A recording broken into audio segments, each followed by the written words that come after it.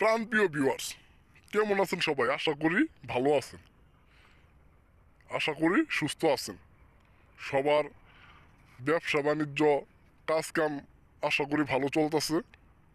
আমি গুরু ইউনুস, তান্ত্রিক গুরু ইউনুস, বশীকরণ, জাদুটোনা, ভানমারা সকল প্রকার কাজ করে দিয়ে থাকি।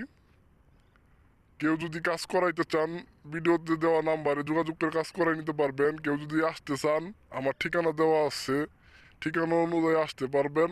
আর কেউ যদি নিজেরা কাজ করতে চান, তাহলে ভিডিও দেখে কাজ করতে পারবেন। আজকে আমি আপনাদের মাঝে উপস্থিত হয়েছি উলঙ্গ বশীকরণ। একটা নারীর প্রতি আপনার আকর্ষণ জন্মাইছে, হইতে পারেন সে নারী বিবাহিত, হইতে পারে কুমারী, হইতে পারে যুবতী, হইতে পারে বা আপনার পাড়া প্রতিবেশী কোনো ভাবি, চাচি, খালা, ফুপু, সে যাই হোক, আপনার তার দেখছেন, তার প্রতি আকর্ষণ জন্মাইছে, তার শরীরের প্রতি আপনার একটা আকর্ষণ জন্মাইছে।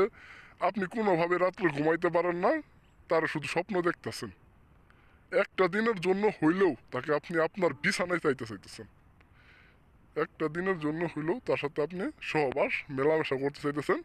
এক কথায় শারীরিক সম্পর্ক করতে চাইতেছেন। প্রাণপ্রিয় ভিউয়ার্স, আমি আজকে যে বশীকরণটা নিয়ে হাজির হয়েছি, এই বশীকরণ নকশার মাধ্যমে, এই বশীকরণ নকশা দিয়ে মাত্র 3 ঘন্টার ভিতরে আপনি তাকে বশ করতে পারবেন। সে নিজে থেকে আপনার কাছে আসবে, সে নিজেই আপনার কাছে আসবে। আপনার কাছে আইসে আপনার সাথে শারীরিক সম্পর্ক করার জন্য পাগল দেওয়ানো হয়ে যাব। আপনার হাতে পায়ে ধরবো, আপনার হাতে পায়ে ধরে বলবো যে তার সাথে সহবাস মেলামেশা করেন। প্রাণপ্রিয় ভিউয়ার্স, এই যে নকশাটা আপনার ভিডিওতে দেখতে পাইতেছেন, এই নকশাটা খুবই সহজ একটি নকশা। এই নকশাটার আপনারা জাফরান মেসে কালি দিয়ে আঁকাবেন। সাদা কাপড়ে, সাদা কাপড়ে জাফরান মেসে কালি দিয়ে আঁকানোর পরে নিচে আপনার নাম এবং কি সেই মেয়েটার নাম লিখে দিবেন। লিখে এই নকশাটা সুন্দর করে ভাঁজ করে কবরের মাটি এবং কি গুরুস্থান থেকে মাটি নিয়ে আসবেন। নিয়ে এসে একত্র একটা তাবিজের ভিতরে বইরা এই তাবিজটারে যে নারীকে বশ করতে চাইতেছেন তার বাসার পূর্ব পাশে পুঁতে দিয়ে আসবেন।